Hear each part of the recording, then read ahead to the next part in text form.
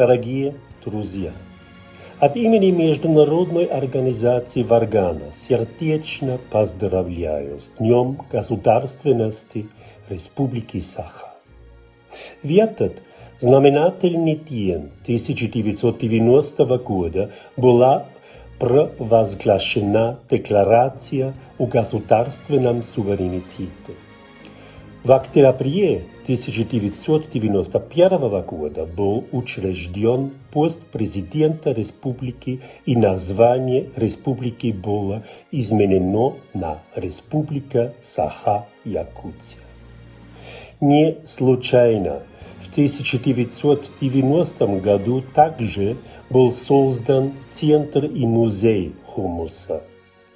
Государственный суверенитет Саха-Якутия и якутский хумус – это неделимые аспекты одного факта. Это как взаимоотношения между теорией и практикой. При этом хумус – это еще и связь с прошлым. Но с 90-го года совместно с суверенитетом хумус начинал свою дорогу к бренду уникальной культуры Саха. Хумус – это реализация суверенитета. Сердечно поздравляю!